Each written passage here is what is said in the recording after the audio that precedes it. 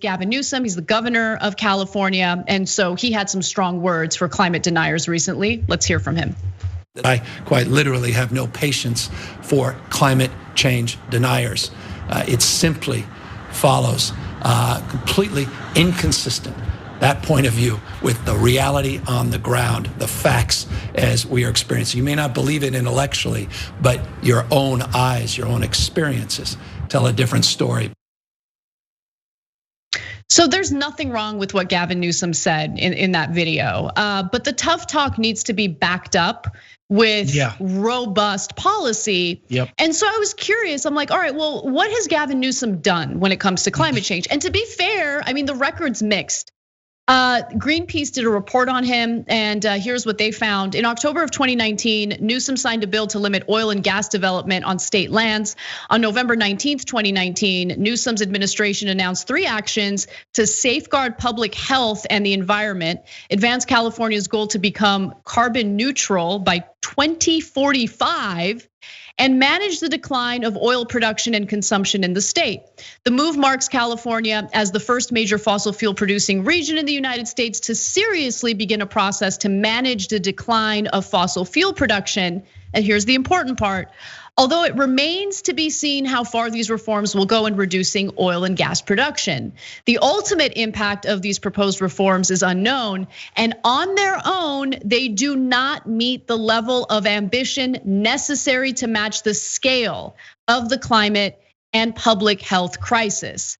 And so, I want to give him credit for the moves that he has made, but the point here is that half measures, incremental change is simply not enough. We are experiencing the ramifications of climate change right now. We're seeing it with our own eyes every day. And we need someone who's honestly gonna have the courage to stand up to corporate interests and say, yeah, no, you can keep your money. We're gonna go ahead and pass policy that is necessary to save humanity on Earth. Like, there's no way that we're gonna be able to survive on this planet if we keep making incremental changes.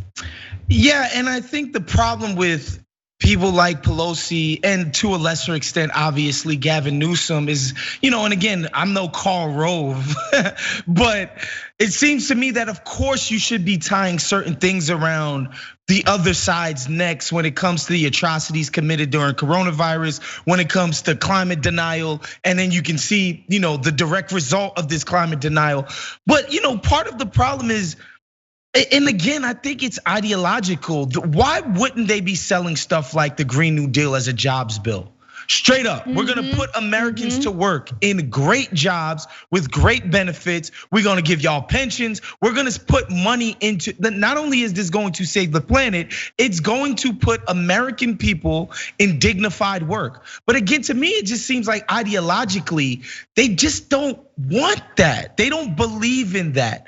They believe in the corporate structures. And hey man, if you can get on a corporate board, if you can get in the C-suite, if you can get, if you can get basically become part of the bourgeoisie of American society, more power to you. But normal people, normal Americans, we got nothing to sell to you except for the fact that, our president once said he wants to grab women by the pee. Thanks for watching the Young Turks, really appreciate it. Another way to show support is through YouTube memberships. You'll get to interact with us more. There's live chat emojis, badges. You've got emojis of me, Anna, John, JR. So those are super fun. But you also get playback of our exclusive member only shows and specials right after they air. So all of that, all you gotta do is click that join button right underneath the video. Thank you.